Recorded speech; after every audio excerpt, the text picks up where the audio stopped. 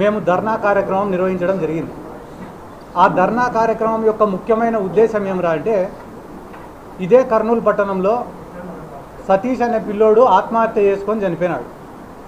ఆ కుటుంబానికి న్యాయం చేయాలా, ఆ కుటుంబంలో ఆ పిల్లోడి చావుకు కారణమైన వాళ్ళపైన కేసు నమోదు చేయాలా అనే ఉద్దేశంతో మేము ఆ రోజు ధర్నా చేయడం జరిగింది. అంతేకాకుండా బాలు అనే పిల్లోడిపైన పోలీసుల వేధింపులు ఆగాల అనే ఉద్దేశంతో మేము ధర్నా చేసినాం. అంతేకాకుండా 3వ పట్టణ సిఐ గారిపైన చర్యలు తీసుకోవాలా అనే ఉద్దేశంతో మేము కలెక్టర్ ఆఫీస్ దగ్గర ఈ నెల 14వ తేదీన ధర్నా చేయడం జరిగింది.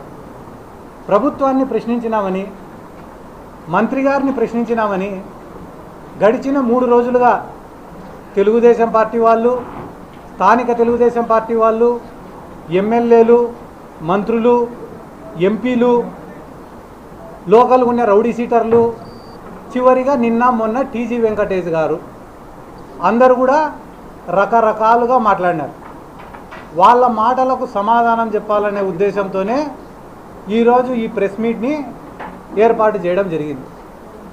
టీజీ భరత్ గారు సతీష్ కుటుంబాన్ని పిలిపించుకొని ఆ కుటుంబానికి న్యాయం చేసింటే ఈ కర్నూలు టౌన్లో ఆయన స్థాయి 100% పెరిగేది. ఆయన ఆ పని చేయకుండా సిద్ధార్థరెడ్డిని తిట్టిన వాళ్ళకి 10,000 రూపాయలు, సిద్ధార్థరెడ్డి పైన సెల్ఫీ వీడియో చేసిన వాళ్ళకి 20,000 రూపాయలు, ప్రెస్ మీట్ పెడితే గాన కార్పొరేటర్ సీటు, అంతకన్నా ఎక్కువ సిద్ధార్థరెడ్డి ఇంటిపైకి పోతామని చెప్తే గాన స్టోర్ బియ్యము, ఈ మాటలు ఈ డీళ్ళు అన్నీ చేయడంతో ఆయన స్థాయి 500% ఈ కర్నూల్లో పడిపోయింది. నేను అడిగిన ప్రశ్న ఏంది, వాళ్ళని సతీష్ అనే కుటుంబానికి ఒక దళిత పిల్లోడికి న్యాయం చేయమని నేను అడిగితే ఆయన ప్రెస్ మీట్ పెట్టి చెప్పిన మాట ఏమో తెలుసా? సిద్ధార్థ, నువ్వు టికెట్ తెచ్చుకో, 3 ఎలక్షన్లు చేసినావు, 3 ఎలక్షన్లు చేసినా కూడా నీకు ఏ పార్టీ టికెట్ ఇవ్వాలి అని మాట్లాడుతున్నాడు ఆయన. భరత్ గారు, మీ వయసు ఎంత సార్?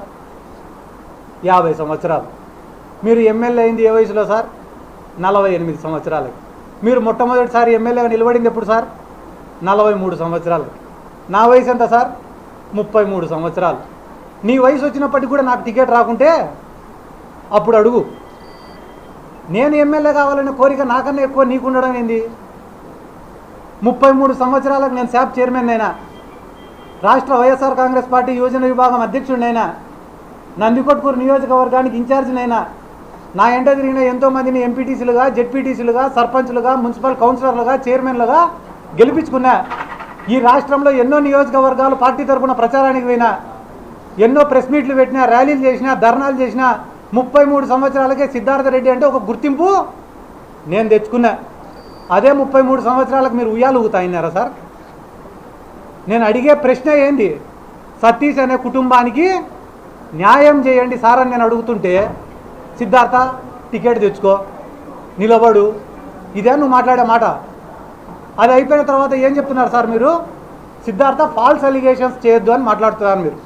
మీరు ఏ ఫార్మా కంపెనీ కాడ డబ్బులు తెచ్చుకున్నారనేది నేను చెప్పేదానికి సిద్ధంగా ఉండా, కానీ గవర్నమెంట్లో ఉండేది మీరు. నేను ఫార్మా కంపెనీ పేరు చెప్తే ఏం చేస్తారు మీరు? వెంటనే రేపు పొద్దున్నే ఆ ఫార్మా కంపెనీ వాడిని మీ మీడియా ముందర కూర్చోబెట్టి మేము టీజీ భరత్కు ₹1 కూడా ఇవ్వలేదని చెప్పి